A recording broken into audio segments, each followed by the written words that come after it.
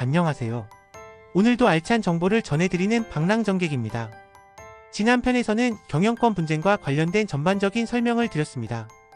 이어서 공개매수 이후부터 2024년 12월 31일까지 내용을 정리해드리겠습니다. 전이전쟁 시작일 MBK와 영풍연합, 고려아연 기습 공개매수. 2024년 9월 12일 장시 일가가 마침내 결단을 내렸습니다. 외부자금 유치에 보수적이던 장영진 영풍 고문이 MBK 파트너스와 손을 잡고 고려아연과 공식적으로 결별을 선언하며 본격적인 움직임에 나섰습니다. 이튿날인 9월 13일 장시 일가는 10월 4일까지를 공개매수 기간으로 설정하며 고려아연 공개매수 계획을 발표했습니다. 공개매수 단가는 주당 66만원으로 종가 기준 55만 6천원에 18.7% 프리미엄을 얹은 금액입니다. 총 투입 자금은 최소 9,537억원에서 최대 1조 9,964억원이며 이는 국내 공개매수 역사상 최대 규모입니다. 취득 수량은 최소 7.0%에서 최대 14.6%이며 다음과 같이 공개매수 조건을 달았습니다. 최소 매수 예정 수량 미만일 경우 응모한 주식 전량을 매수하지 아니하고 최소 매수 예정 수량 이상, 최대 매수 예정 수량 이하인 경우에는 전량을 매수하며 최대 매수 예정 수량을 초과하는 경우에는 최대 매수 예정 수량만큼만 안분 비례하여 매수할 예정. 공개 매수에 성공하면 장시 연합의 지분율은 기존 33.13%에서 최소 40.13%, 최대 47.73%까지 늘어나며 자사주 등 의결권이 없는 지분 0.7%를 제외하면 장시 연합의 지분율은 최대 48%로 늘어나게 됩니다. 이를 통해 장시 연합은 최윤범 고려아연 회장의 경영권을 박탈하겠다는 전략적 목표를 설정했습니다. 장시 연합의 전략은 사전에 치밀하게 준비된 것이 분명했습니다. 이를 뒷받침하는 주요 요인은 다음과 같습니다. 첫째, 방어기간 최소화를 위한 공개매수일 설정. 장시 연합은 공개매수 시기와 기간을 매우 전략적으로 선택했습니다. 자본시장법에 따르면 공개매수는 최소 20일 최대 60일 내에서 이루어져야 하며 이 기간에는 공휴일도 포함됩니다. 장시 연합은 22일간의 공개매수 기간을 설정했지만 추석 연휴와 공휴일이 포함된 시점을 선택함으로써 실제 영업일은 10일에 불과했습니다. 이는 최씨 일가가 방어할 시간을 최소화하기 위한 의도적인 전략으로 풀이됩니다. 둘째, 자기주식 취득금지 가처분 제기. 공개매수 발표 후 9월 19일 고려아연에 자기주식을 취득금지 가처분을 제기하였습니다. 자본시장법 제140조에 따르면 공개 매수 기간에는 자기주식 취득을 금지하고 있습니다. 자사주 취득을 통해 주가를 공개 매수가보다 높게 띄어 공개 매수를 회방 놓을 수단이 될 수 있기 때문입니다. 이에 최씨 일가는 의도를 파악하여 9월 20일 특별관계자에서 공시를 하였습니다. 셋째, 영풍정밀 기습 공개 매수. 장시 연합은 9월 13일 영풍정밀을 상대로 기습적으로 공개 매수를 단행했습니다. 영풍정밀은 고려아연의 지분 1.85%를 보유한 주요 주주로 고려아연 주식을 직접 매수하는 것보다 적은 금액으로 최대의 영향력을 행사할 수 있는 전략적 대상이었습니다. 같은 지분을 고려아연에서 확보하려면 약 2,500억 소요되지만 영풍정밀에서는 약 1,400억이면 충분하기 때문입니다. 장시 연합과 최씨 일가의 치열한 공방전은 주식시장에도 직접적인 영향을 미쳤습니다. 9월 20일 고려아연의 주가는 장시 연합의 공개매수 가격인 66만원을 넘어 72만원을 기록했습니다. 장시 연합은 쐐기를 받기 위해 9월 26일 공개 매수가를 66만원에서 75만원으로 상향 신고를 하였습니다. 이에 장시 연합으로 많이 기울어 끝나는 듯 했지만 시는 최씨 일가를 버리지 않았습니다. 전이전쟁 시작이 최씨 일가 기사회생과 반격. 2024년 10월 2일 법원은 장시 연합이 제기한 자기주식 취득금지 가처분을 기각하며 상황은 다시 예측할 수 없는 혼전 양상으로 흘러갔습니다. 기각 사유는 다음과 같습니다. 첫째, 여러 사정들에 비추어 보면 고려아연이 공개 매수자의 특별관계자로 단정할 수 없다. 둘째, 자기주식 취득행위가 성관주의 의무 위반에 해당한다는 점이 소명되기 어렵다. 성관주의 의무란 선량한 관리자로서 지켜야 할 상식적인 의무를 말한다. 장시 연합은 최씨 일가 소수의 지분으로 기업의 지배구조를 왜곡시키고 이사회의 기능을 무력화시켰다고 주장함. 법원의 판결 직후 최씨 일가는 기다렸다는 듯 즉각 행동에 나섰습니다. 요약하자면 외부 자금을 차입해 자사주를 대규모로 매입하고 이후 해당 자사주를 소각함으로써 장시 연합의 공개 매수와 경영권 위협을 방어하겠다는 계획이었습니다. 이제부터 상세히 알아보겠습니다. 1조 원은 회사채를 발행하고 1조 7천억 원은 금융기관에서 차입을 결정하였습니다. 이 자금으로 자기 주식 320만 9천 구주를 주당 83만 원에 매입하겠다고 공시했습니다. 매입 기간은 10월 4일부터 10월 23일까지로 설정되었습니다. 또한 최씨 일가는 베인 캐피탈을 우호 세력으로 끌어들여 이 중 약 2.5%의 지분을 확보하기로 했습니다. 최씨 일가는 자사주 매입 후 이를 소각하겠다는 계획도 함께 발표했습니다. 장씨 연합은 최씨 일가가 공개 매수 기간에 자사주를 비정상적으로 높은 가격에 매입하는 것은 경영진의 배임 행위에 해당한다며 공개 매수 절차 중지 가처분을 추가로 제기했습니다. 이 모든 내용이 10월 2일 판결이 나오고 당일 취한 행동입니다. 당시 지분 구조를 살펴보면 최씨 일가는 현대자동차 등의 우호 지분을 합치면 총 34.17%로 추산되었으며 장씨 일가는 약 33.1%로 추산되었습니다. 양측의 지분 차이는 불과 1% 내외로 줄어들며 상황은 다시 한치 앞도 내다볼 수 없는 국면으로 접어들었습니다. 쩌니 전쟁 시작 3. 장씨 일가의 반격. 장씨 일가가 본격적으로 반격에 나섰습니다. 2024년 10월 4일 장씨 일가는 공개 매수가를 75만원에서 83만원으로 한 차례 더 상향하였습니다. 특히 매수 예정 수량을 충족하지 못하더라도 전량 매수하겠다는 조건을 추가해 최씨 일가의 자기 주식 취득 조건과 동일한 수준으로 맞추었습니다. 장씨 일가가 동일한 조건을 제시한 이유는 여러 방면에서 유리하다고 판단했기 때문입니다. 이를 뒷받침하는 주요 요인은 다음과 같습니다. 1. 공개 매수 종료 시점. 장씨 일가의 공개 매수 종료 시점은 10월 14일로 최씨 일가의 자사주 공개 매수 종료일보다 앞섭니다. 주주 입장에서는 동일한 가격 조건이라면 먼저 종료되는 공개 매수에 응하는 것이 보다 확실하게 차익을 실현하는 방법이 됩니다. 2. 공개 매수 절차 리스크. 10월 2일 법원은 최씨 일가의 자사주 공개 매수를 막기 위한 장씨 일가의 가처분 신청을 기각했습니다. 그러나 장씨 일가는 이에 굴하지 않고 판결 확정 시까지 공개 매수 절차를 진행해서는 안 된다는 새로운 소송을 제기했습니다. 또한 10월 4일에는 자사주 취득 한도 문제를 추가로 제기했습니다. 장씨 일가는 고려아연의 자사주 매입 가능 규모가 586억 원에 불과한데 2.7조 원 규모의 자사주 취득은 상법 위반이라고 주장했습니다. 반면 최씨 일가는 상법 규정에 따라 문제가 없다고 반박했습니다. 상법 제341조 제1호에는 자기 주식 한도를 순 자산액에서 제462조 제1항의 항목을 차감한 금액으로 정의하고 있습니다.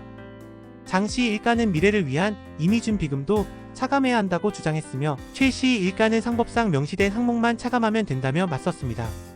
법원의 판결은 이르면 10월 18일 나올 예정입니다. 이는 고려아연의 자사주 공개 매수가 종료되기 전에 결정이 내려질 가능성을 의미합니다. 만약 법원이 장씨 일가의 주장을 받아들여 가처분 신청을 인용하면 고려아연의 자사주 공개 매수는 중단될 수 있습니다.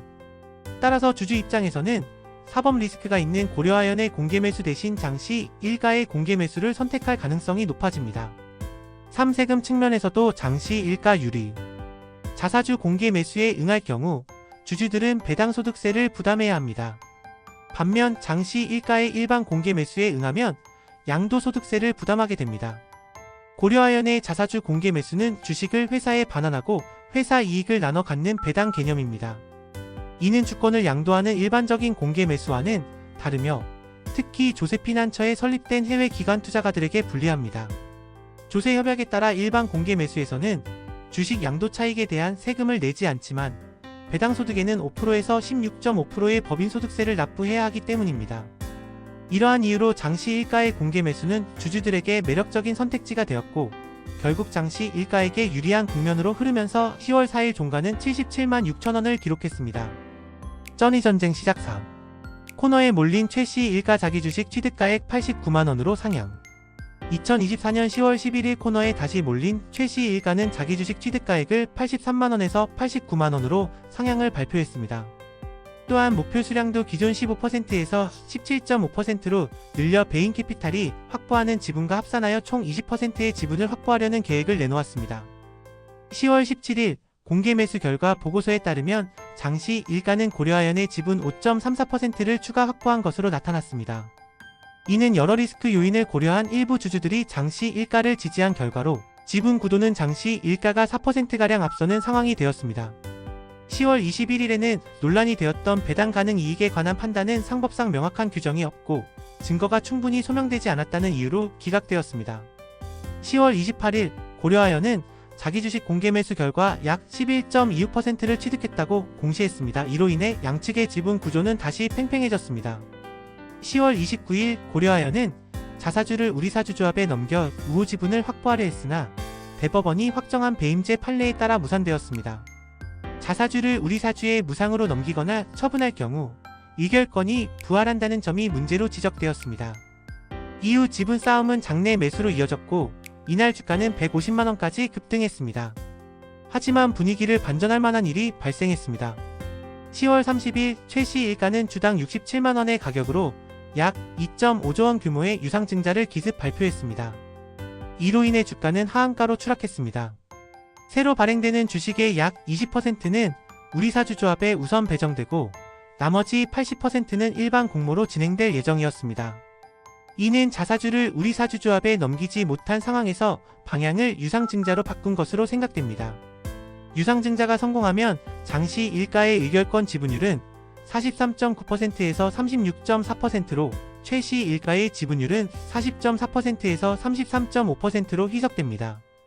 하지만 우리사주 물량 3.4%가 최씨 일가의 손을 들면 우호 지분은 36.9%로 올라가게 됩니다.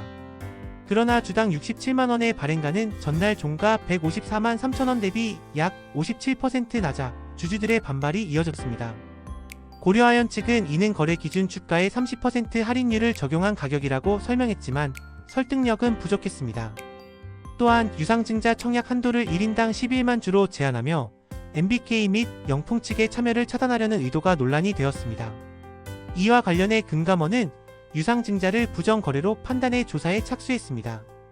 유상증자 주관사인 미래에셋증권이 실사를 진행하던 시점은 고려아연이 주당 89만원의 자기주식 공개 매수를 진행하던 기간과 겹칩니다. 최씨 일가는 당시 공개 매수 가격 인상과 함께 재무구조 변경 계획이 없다고 공시한 바 있어 금감원이 이를 조사하게 되는 계기가 되었습니다. 결국 이러한 논란 속에서 고려아연의 이사회는 사법 리스크가 커졌고 11월 13일 유상증자는 철회되었습니다. 쩌니전쟁 시작 후 이제는 주총표 대결. 2024년 11월 1일 장시연합은 임시주주총회 소집허가 소송을 제기하며 주총표 대결에 막을 올렸습니다. 상법 제366조 제2항에 따르면 발행주식 총수의 3% 이상을 보유한 주주는 법원의 허가를 통해 임시주총을 소집할 수 있습니다. 11월 25일 임시주총 의장이 선임되면서 본격적인 표 대결이 예고되었습니다.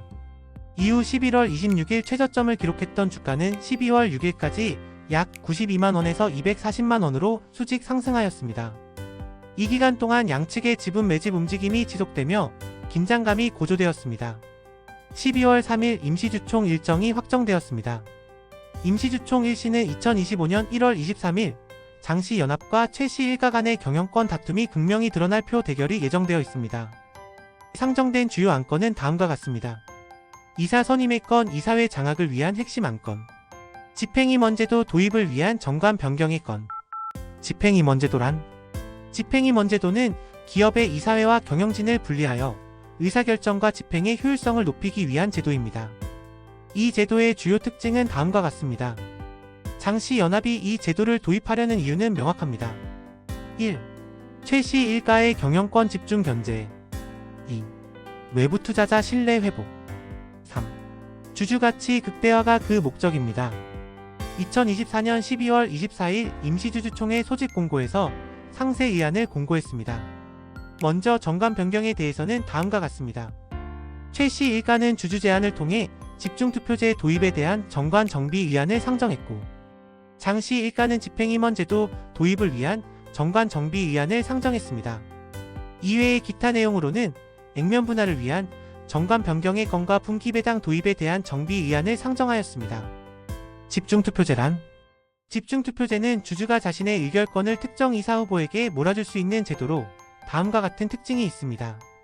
최씨 일가는 집중투표제 도입을 통해 이사의 수를 제한하여 장씨 일가의 이사회 탈취를 방어하겠다는 전략입니다.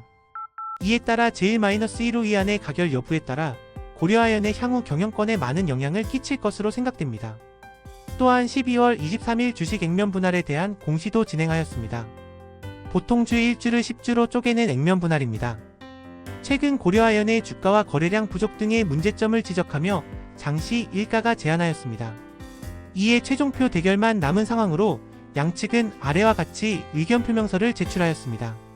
이를 해결하기 위해 집행임원제를 도입하고 전문성과 독립성을 갖춘 12인의 사회이사와 2인의 기타비 상무이사를 선임하여 이사회를 혁신하고자 합니다.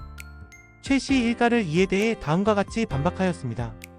2024년 12월 31일 주주명부가 폐쇄되면서 표 대결이 임박했습니다. 장시 연합은 집행임원제 도입을, 최씨 일가는 집중투표제 도입을 강력히 주장하며 양측의 대립이 첨예해지고 있습니다.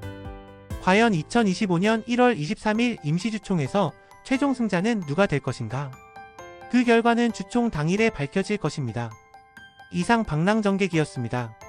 여러분이 투자에 있어 조금이나마 도움을 받으셨길 바랍니다. 감사합니다.